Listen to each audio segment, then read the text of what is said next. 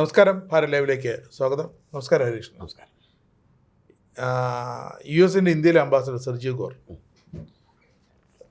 Donald ട്രംപിൻ്റെ മരുമകൻ വ്യവസായിയായ Michael, ഇവർ രണ്ടുപേരും ഇന്ത്യയിലേക്ക് വരുന്നു.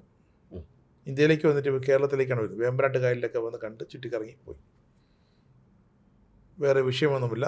കൊച്ചിയിൽ വെച്ച് നമ്മുടെ കേരളത്തിലെ മുഖ്യമന്ത്രി വി.ഡി. സതീശനെ കാണുന്നു, ചർച്ച നടത്തുന്നു, വ്യവസായ കാര്യങ്ങൾ, നിക്ഷേപ കാര്യങ്ങളൊക്കെ ചർച്ച ചെയ്യുന്നു. മൈക്കൽ ബൗലോസാണ് അവിടുത്തെ ബിസിനസ് എക്സിക്യൂട്ടീവാണ്, വ്യവസായിയാണ്, ട്രംപിൻ്റെ മരുമകൻ. വീണ്ടും വരാമെന്ന് പറഞ്ഞാണ് സെർജിയോ ഗോർ പോകുന്നത്.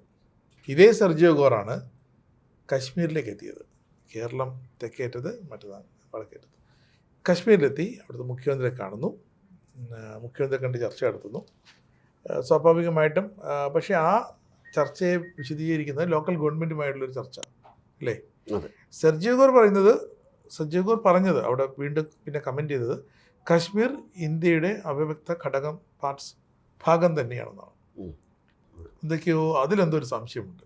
സെർജിയോ ഗോർ, അതായത് US-ൻ്റെ അംബാസഡറായ സെർജിയോ ഗോർ പറഞ്ഞത് കശ്മീർ ഇന്ത്യയുടെ അവിഭാജ്യ ഘടകമാണ്.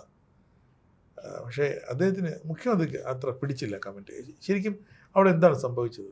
അല്ല, അദ്ദേഹം പറഞ്ഞ അദ്ദേഹത്തിൻ്റെ സംസാരം തന്നെ, അതായത് ബോഡി ലാംഗ്വേജിൽ തന്നെ കശ്മീർ ഇപ്പോഴും വേറൊരു രാജ്യം എന്ന രീതിയിലാണ് ഒമർ അബ്ദുള്ള കണക്ക് കൂട്ടുന്നത്. ഒമർ അബ്ദുള്ള ആയിക്കോട്ടെ, ഫറൂഖ് അബ്ദുള്ള ആയിക്കോട്ടെ, ഷെയ്ഖ് അബ്ദുള്ള ആയിക്കോട്ടെ, ഇവരെല്ലാവരും തന്നെ ഈ ഒരു കാഴ്ചപ്പാടുള്ളവരാണ്. അപ്പോൾ 370 പിൻവലിച്ചതിൽ ഇവർക്ക് വലിയ സങ്കടമൊക്കെ ഉണ്ട്. ഈ അടുത്ത സമയത്ത് കമൻ്റ് ഇറക്കിയത് ഈ 370 പിൻവലിക്കാതിരുന്നുവെങ്കിൽ പാക് ഒക്യുപ്പൈഡ് കശ്മീരിലെ ആൾക്കാർ ഭാരതത്തിലേക്ക് മടങ്ങിയെത്തിയേനെ. ഭാരതം അവർക്ക് വേണ്ടിയിട്ട് സീറ്റ് റിസർവ് ചെയ്തൊക്കെ നന്നായി, പക്ഷേ ഇവിടെ POK തിരിച്ചു വരണമെന്നായിരുന്നെങ്കിൽ 370 പിൻവലിക്കരുതായിരുന്നു എന്നാണ് അദ്ദേഹം പറഞ്ഞത്.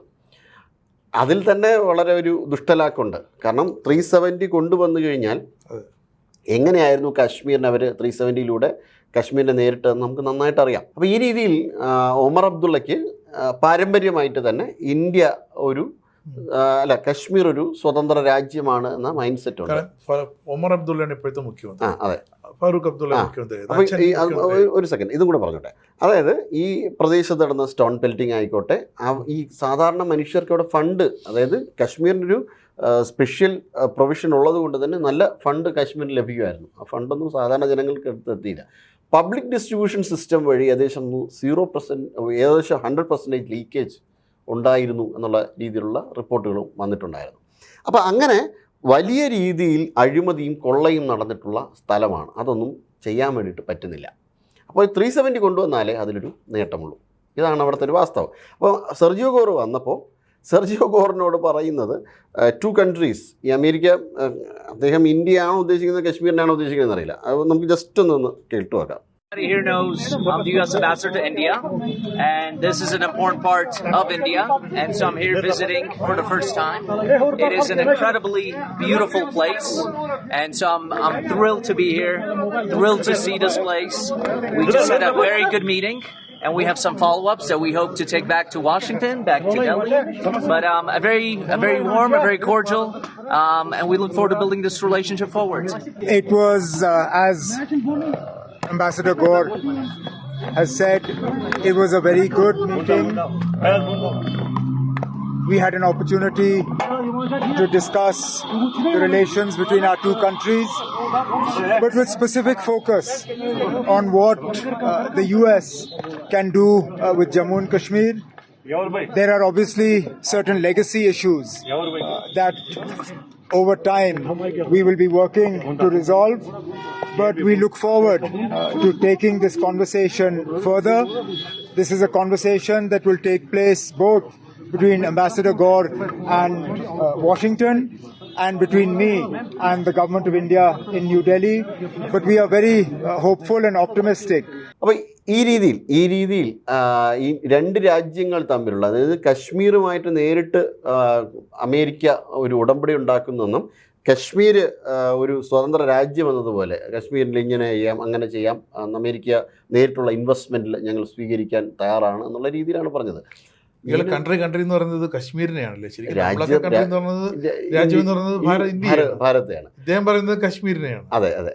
അപ്പം അങ്ങനെ കശ്മീരിലേക്ക് ഇൻവെസ്റ്റ്മെൻറ്റ് സ്വീകരിക്കാനോ അല്ലെങ്കിൽ കശ്മീരും ഒരു വിദേശ രാജ്യവുമായിട്ട് ബന്ധപ്പെടാനോ ഒന്നും, ഡയറക്റ്റ് ബന്ധപ്പെടാനോ ഒന്നും ഒരു രീതിയിലുള്ള അധികാരവും ഇല്ല കശ്മീരിനെ സംബന്ധിച്ചിടത്തോളം. ഇപ്പോൾ തീരെയില്ല. ഒരു കംപ്ലീറ്റ് സ്റ്റേറ്റ്ഹുഡ് പോലും കശ്മീരിന് ഇപ്പോൾ ഇല്ല എന്നുള്ളതാണ്. അപ്പം അങ്ങനെ ഒരു സാഹചര്യത്തിൽ ഇദ്ദേഹം എന്താണ് ഉദ്ദേശിക്കുന്നത് എന്ന് അറിയില്ല. സെർജിയോ ഗോർ ഇന്ത്യയുടെ പല ഭാഗങ്ങളിലും സ്റ്റേറ്റുകൾ ഇപ്പോൾ കേരളത്തിൽ വിസിറ്റ് ചെയ്തിട്ടുണ്ട്. അങ്ങനെ നേരത്തെ സൂചിപ്പിച്ചതുപോലെ കേരളത്തിൽ അദ്ദേഹം വിസിറ്റ് ചെയ്തിട്ടുണ്ട്. അതോടൊപ്പം തന്നെ തമിഴ്നാട് വിസിറ്റ് ചെയ്തിട്ടുണ്ട്, മഹാരാഷ്ട്ര വിസിറ്റ് ചെയ്തിട്ടുണ്ട്. ഇവിടെയൊന്നുമുള്ള മുഖ്യമന്ത്രിമാർക്കൊന്നും തന്നെ പ്രതികരണം നടത്തുമ്പോൾ അതൊരു പ്രത്യേക രാജ്യമാണ് എന്ന് തോന്നുന്ന രീതിയിലല്ല പ്രതികരണം നടത്തിയിരുന്നത്. അതൊരു സംസ്ഥാനമാണ്. എങ്ങനെയാണ് മറ്റു രാജ്യത്തിൻ്റേതായ ഇന്ത്യയിലൊരു പ്രതിനിധി വരുമ്പോൾ എങ്ങനെയാണ് സംസാരിക്കുന്നത്, ആ രീതിയിലേ സംസാരിക്കുന്നുള്ളൂ. കശ്മീരിലേക്ക് എത്തുമ്പോൾ ആ ചിത്രങ്ങൾ മാറുന്നു. അതെ, ഇപ്പോഴും അവിടെ ഈ മനസ്സിലിരിപ്പ് മാറുന്നില്ല അല്ലേ? മാറുന്നില്ല. ഫറൂഖ് അബ്ദുള്ള ആയാലും മുഖ്യമന്ത്രി ഒമർ അബ്ദുള്ള ആയാലും അവിടെ മനസ്സിലിരിപ്പ് മാറുന്നില്ല. അത് പഴയപടി തന്നെയാണ്. ഞങ്ങൾ വേറൊരു രാജ്യം, ഇന്ത്യ വേറൊരു രാജ്യം, POK വേറൊരു രാജ്യം, അങ്ങനെയാണ് അവരുടെ. POKയും കശ്മീരും കശ്മീരിനെ വേണമെങ്കിൽ പാകിസ്ഥാനിലേക്ക് കൊണ്ടുപോകാം. POKയിലേക്ക് ലയിച്ചാൽ ഇവർക്ക് വേണമെങ്കിൽ കശ്മീരിനെ പാകിസ്ഥാനിലേക്ക്. ഇപ്പോൾ അവിടുത്തെ ജനവും കൂടെ നേരെ തിരിഞ്ഞതുകൊണ്ട് ഇവർക്ക് ഈ പരിപാടികളൊന്നും നടത്താത്ത, ഇപ്പോൾ ആസാദി കാശ്മീർ എന്ന ഒരു മുദ്രാവാക്യങ്ങൾ ഉയർത്തുന്നുവെങ്കിലും യഥാർത്ഥത്തിൽ ലാൽ ചൗക്കിൻ്റെ മുകളിൽ കെട്ടിയ പതാക പാകിസ്ഥാൻ്റെ പതാകയാണ്. അപ്പോൾ അതുകൊണ്ടാണ് പാകിസ്ഥാൻ അടിക്കടി UN പറഞ്ഞുകൊണ്ടിരുന്നത് അവിടെ ഒരു പ്ലബിസൈറ്റ് നടത്തണം, ഒരു വോട്ട് നടത്തണം. ഇപ്പോൾ സെർജിയോ ഗോർ ഇന്ത്യയുടെ അവിഭാജ്യ ഘടകമാണെന്ന് പറഞ്ഞിട്ടും കാര്യത്തിലും പാകിസ്ഥാൻ നന്നായി പൊള്ളിയിട്ടുണ്ട്. പാകിസ്ഥാൻ പ്രതികരണം നടത്തിയിട്ടുണ്ട്. പാകിസ്ഥാൻ പറഞ്ഞത് അതെങ്ങനെയാണ് നിങ്ങൾക്ക് അതൊരു കശ്മീരിൽ ചെന്ന് അമേരിക്കയുടെ പ്രതിനിധി പറയുകയാണ്. അതെ. ഡിസ്പ്യൂട്ടഡ് ടെറിട്ടറി ആണ് എന്ന് ഉള്ള ഒരു കശ്മീരിൽ നിങ്ങൾ എന്തിനാണ് ഇത്തരത്തിലുള്ള സ്റ്റേറ്റ്മെൻറ്റ് നടത്തിയതെന്ന് പാകിസ്ഥാൻ പ്രതികരണം നടത്തിയിരിക്കുകയാണ്. അപ്പോൾ പാകിസ്ഥാൻ്റെ രണ്ടങ്കലാപ്പാണ്. ഒന്ന്, അമേരിക്കയുടെ ഒരു അലൈൻ, ഒരു സ്ട്രോങ് ഫ്രണ്ട് എന്ന നിലയിൽ നിന്ന് പാകിസ്ഥാൻ അകലുന്നു എന്നുള്ള വ്യക്തതയാണ്. അപ്പോൾ പാകിസ്ഥാനെ ഉപയോഗിക്കുകയാണ്. ഇപ്പോൾ നമ്മുടെ ഖ്വാജ ആസിഫ് പറഞ്ഞതുപോലെ ഒരു ടോയ്ലറ്റ് പേപ്പർ പോലെ പാകിസ്ഥാനെ ഉപേക്ഷിക്കുകയായിരുന്നു എന്നുള്ളതിൻ്റെ ഒരു ദൃഷ്ടാന്തമാണിത്. അപ്പം അങ്ങനെ പാകിസ്ഥാനെ തള്ളിക്കളയുന്നു എന്നൊരു അസൂയുണ്ട്. മറ്റൊന്ന്, കശ്മീർ ഇന്ത്യയുടെ ഒരു അവിഭാജ്യ ഘടകമായിട്ട് മറ്റൊരു രാജ്യത്തിൻ്റെ പ്രതിനിധി തന്നെ അംഗീകരിക്കുന്നു. അപ്പം പാകിസ്ഥാന് വലിയ വിഷമമുണ്ട്. ആ വിഷമം മാറിക്കിട്ടാനും കൂടിയാണ് ഈ ഒമർ അബ്ദുള്ളയുടെ ഈ സ്റ്റേറ്റ്മെൻറ്റ്. അതായത് 370 പിൻവലിച്ചിരുന്നുവെങ്കിൽ, അല്ലെങ്കിൽ 370 ഇല്ലായിരുന്നുവെങ്കിൽ POKയും ഇന്ത്യയുമായി കശ്മീരുമായി ഒരുമിച്ചേനെ എന്നുള്ളത്. പക്ഷെ അവർക്ക് കിട്ടിയ അടിയായിപ്പോയി. വളരെ വലിയ സെർജിയോ ഗോർ എത്തി നേരെ കശ്മീരിലെത്തുന്നതും ചില അഭിപ്രായ പ്രകടനം നടത്തുന്നതൊക്കെ വലിയ കനത്ത അടിയായിപ്പോയില്ലേ അബ്ദുള്ളമാർക്ക്? അതെ, അച്ഛൻ അബ്ദുള്ളയ്ക്കും മകൻ അബ്ദുള്ളയ്ക്കും കനത്ത അടി തന്നെയാണ്. അതെ, എൻ്റെ മുത്തച്ഛൻ സ്വർഗത്തിലിരുന്നതെല്ലാം കാണുന്നുണ്ടെന്നാണ് ഷെയ്ഖ് അബ്ദുള്ള കാണുന്നുണ്ടെന്നാണ് ഒമർ അബ്ദുള്ളയുടെ ഒരു സ്റ്റേറ്റ്മെൻറ്റ്, വളരെ സങ്കടത്തോടു കൂടി. ഇനി എന്താണ് പരിഹാരം അവർ കാണുന്നത്? ഇതിന് എന്ത് പരിഹാരം എന്ന് വെച്ച് കഴിഞ്ഞാൽ ഇതിന് പരിഹാരമൊന്നുമില്ല.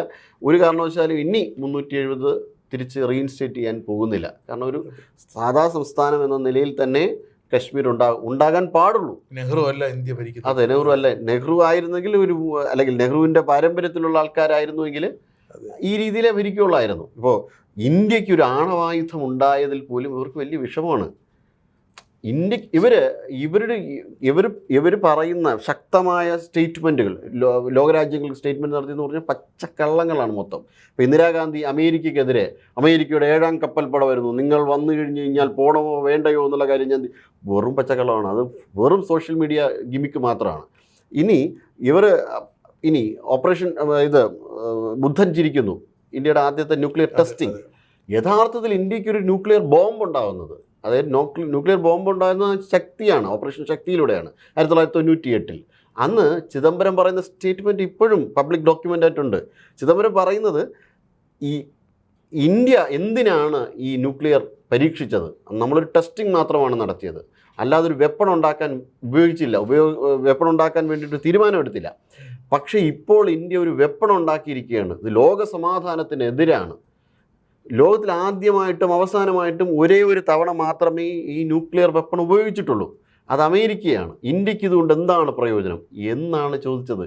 ആലോചിച്ച് നോക്കൂ, ഇപ്പോൾ ഇവിടെ ഒരു ന്യൂക്ലിയർ വെപ്പൺ ഇപ്പോൾ ഇന്ത്യക്ക് ഇല്ലായിരുന്നുവെങ്കിൽ പാകിസ്ഥാൻ നമ്മളെ എന്നേ തവിടുപൊടി എപ്പോഴേ വേണ്ടി. ഇപ്പോൾ ഇറാനിൽ യുദ്ധം നടക്കുന്നു. ഇറാൻ്റെ കയ്യിൽ ആൾറെഡി ഒരു ന്യൂക്ലിയർ വെപ്പൺ ഉണ്ടായിരുന്നെങ്കിൽ ഇസ്രായേലും അമേരിക്കയും ചേർന്ന് അടിക്കുമായിരുന്നു. അതിൻ്റെ ഏറ്റവും നല്ല ഉദാഹരണമാണ് ഉക്രൈൻ്റെ കയ്യിൽ ന്യൂക്ലിയർ വെപ്പൺ ഉണ്ടായിരുന്നു. ഈ പല ടീമുകളും പറയുന്നത് കേട്ടിട്ട് അവർ ഡിസ്മാൻഡിൽ ചെയ്തു, കംപ്ലീറ്റ് ഡിസ്മാൻഡിൽ ചെയ്തു.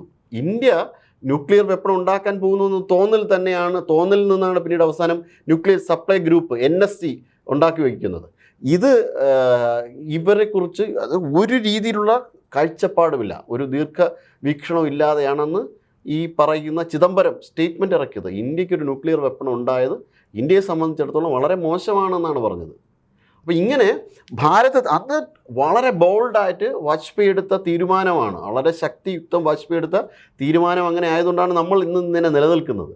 അതും 1998 നമ്മളൊരു ബോംബ് ഉണ്ടാക്കിയെങ്കിലും ന്യൂക്ലിയർ വാർഹെഡ്സ് ഏറ്റവും ഡ്രാസ്റ്റിക്കായിട്ട് വളരെ കൃത്യമായിട്ട് പ്രിപ്പയർ ചെയ്യുന്നത് മോദി സർക്കാർ വന്നതിന് ശേഷം. ഇന്ന് ഇന്ത്യക്ക് 195 വാർഹെഡുകളുണ്ട്, 15ഓളം ഡിപ്ലോയിഡ് വാർഹെഡ്സ് ഉണ്ട്, അതായത് നിറച്ചു വെച്ചിരിക്കുന്ന വാർഹെഡ്സുകളുണ്ട്. പാകിസ്ഥാനെ സംബന്ധിച്ചിടത്തോളം നേരത്തെ പാകിസ്ഥാനായിരുന്നു വാർഹെഡ്സിൻ്റെ എണ്ണത്തിൽ കൂടുതൽ. ഇന്ന് ഭാരതത്തിന് ഇരട്ടിയോളം വാർഹെഡ്സ് വർദ്ധിപ്പിച്ച് നമ്മൾ തെളിയിച്ചു കഴിഞ്ഞല്ലോ. നമുക്കെതിരെ ചോദ്യം ചെയ്യാൻ ഇന്നൊരു ലോകത്തിലൊരു രാജ്യമില്ല. ഇനി അഗ്നി കൂടെ വരുന്നതോടുകൂടി, അഗ്നി 6 കൂടി വരുന്നതോടുകൂടി അമേരിക്കയും പൂർണ്ണമായിട്ട് ബാലിസ്റ്റിക് മിസൈൽ. അപ്പം ആ ഒരു രീതിയിൽ അമേരിക്ക പോയി താളം തെറ്റും. അപ്പം ഇന്ത്യ ഒരു അപ്രതിരോധമായ, ഇന്ത്യ ആരാലും ചോദ്യം ചെയ്യപ്പെടാൻ പറ്റാത്ത ഒരു ശക്തിയായി മാറുന്നതിന് ഏറ്റവും നിർണായക ഘടകമാണ് ഈ ന്യൂക്ലിയർ വെപ്പണിന്റെ ഒരു ഒറിജിൻ എന്ന് പറയുന്നത്. അതാണ്. ഇതൊന്നും ഇവരെ കൊണ്ട് സഹിക്കാൻ പറ്റില്ല. കാരണം ഇന്ത്യ ഒരു വലിയ ശക്തിയായി മാറുന്നത് ഇവരെ സംബന്ധിച്ചിടത്തോളം വലിയ ബുദ്ധിമുട്ടാണ്, വലിയ പ്രശ്നമാണ്. കശ്മീരിൽ തെരഞ്ഞെടുപ്പ് നടത്തുകയും അവിടെ ഒരു സർക്കാരിനെ ആര് ജയിച്ചാലും, ഫറൂഖ് അലീന് ഇപ്പോൾ ആരാണ് ജയിച്ചു വന്നെങ്കിലും